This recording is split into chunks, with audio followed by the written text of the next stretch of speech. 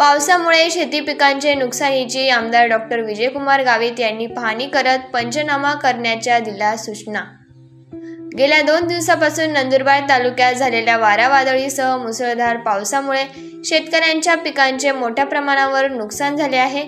कापूस, सोयाबीन, मका, पपई तसेच भाजीपाला पिके पावसाच्या पाण्यात भिजून उभी पिके आडवी पडली आहेत। अनेक शेतकऱ्यांच्या शेतात पाणी साचल्याने उत्पादनावर परिणाम होणार असून शेतकऱ्यांच्या चिंतेत भर पडली आहे। या नुकसानीची पाहणी आज आमदार डॉक्टर विजयकुमार गावित यांनी केली। त्यांनी तालुक्यातील विविध शेत शिवारांना भेट देत शेतकऱ्यांशी संवाद साधला। शेतकऱ्यांच्या समस्या जाणून घेतल्यानंतर आमदार डॉक्टर गावित यांनी प्रशासनाला तातडीने पंचनामा करण्याच्या सूचना दिल्या। तसेच शेतकऱ्यांना मदत मिळावी यासाठी शासन दरबारी पाठपुरावा करण्याचे आश्वासनही त्यांनी दिले। पाहणी दरम्यान माजी जिल्हा परिषद अध्यक्ष डॉक्टर सुप्रिया गावित, भाजप तालुका अध्यक्ष दीपक पाटील, माजी जिल्हा परिषद सदस्य सागर तांबोळी, मुन्ना पाटील यासह स्थानिक प्रशासनातील अधिकारी, शेतकरी मोठ्या संख्येने उपस्थित होते। या 2 दिवसात आलेल्या पावसाने शेतकऱ्यांचा हातातोंडाशी आलेला घास हिरावला गेला आहे। त्यामुळे शेतकरी समोर पुन्हा एकदा संकट उभे राहिले असून शेतकरी शासनाच्या मदतीकडे डोळे लावून बसले आहेत। काल आणि परवा 2 दिवस अतिवृष्टी, वादळ वारा मोठ्या प्रमाणामध्ये नंदुरबार मतदारसंघामध्ये झाला आणि ते झाल्यामुळे मोठ्या प्रमाणामध्ये केळीचं, पपईचं, कापसाचं, मिरचीचं, टमाट्याचं असे मोठ्या प्रमाणामध्ये नुकसान झालं आहे। जवळजवळ नंदुरबार तालुक्यामध्ये 400 हेक्टरपेक्षा जास्त पिकांचं नुकसान झालेलं आहे। सध्या पंचनामे ते करतायत आणि हातातोंडाशी आलेला घास हा निघून गेलेला आहे आणि त्याच्यामुळे मोठं नुकसान सोसणं शेतकऱ्यांना कठीण होऊन बसलं आहे।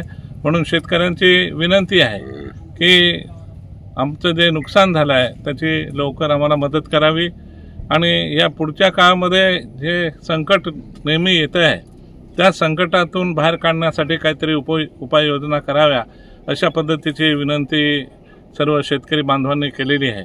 त्या अनुषंगानं या 2 दिवसामध्ये या भागातल्या नुकसानीचं पंचनामे करतायत आणि हे पंचनामे झाल्याबरोबर लगेच आम्ही पुन्हा सांगितलं आहे तहसीलदार साहेब असतील, BDO साहेब असतील, ॲग्रिकल्चरचे असतील यांना आणि त्याचबरोबर ग्रामसेवकांना आणि तलाठ्यांना आणि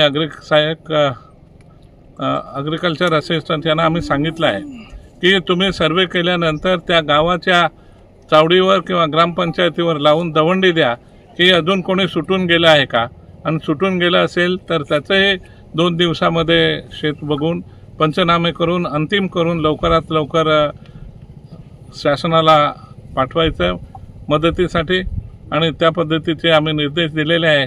माझी अपेक्षा आहे की आज संध्याकाळपर्यंत किंवा मॅक्झिमम उद्यापर्यंत हे सर्व पंचनामे होतील।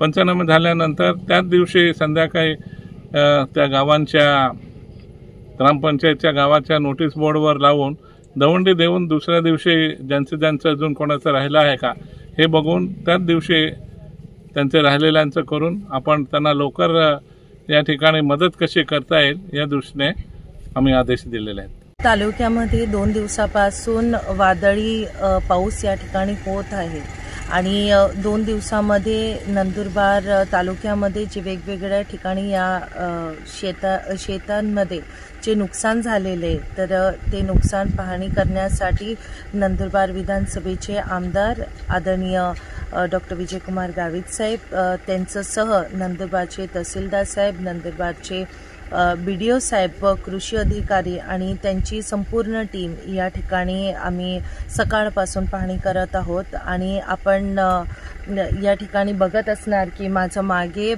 या ठिकाणी ऊसाचं जे नुकसान झाले याचसह या ठिकाणी कापूस असेल, पपई असेल, त्याच्यानंतर केळी असेल, मिरची व कांदा या ठिकाणी या पिकांचं खूप मोठ्या प्रमाणामध्ये नुकसान झालेलं आहे आणि मी व आमदार डॉक्टर विजयकुमार गावित साहेब आमचा हाच प्रयत्न आहे की ज्यांच्या शेतामध्ये या ठिकाणी नुकसान झालेले त्यांचं व्यवस्थितरित्या पंचनामा व्हायला पाहिजे, एकही शेतकरी पंचनामापासून वंचित नाही राहायला पाहिजे, त्याच्यासाठी सुद्धा आम्ही या ठिकाणी प्रयत्न करत आहोत.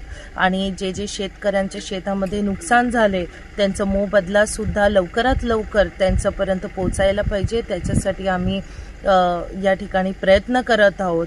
आणि या ठिकाणी आपण सुद्धा ज्यांच्या शेतामध्ये नुकसान झालेले आणि त्यांनी आत्तापर्यंत पंचनामा जर केला नसणार तर त्यांनी सुद्धा लवकरात लवकर या ठिकाणी पंचनामा करून घ्यायचा, एवढी मी या ठिकाणी विनंती करते. धन्यवाद.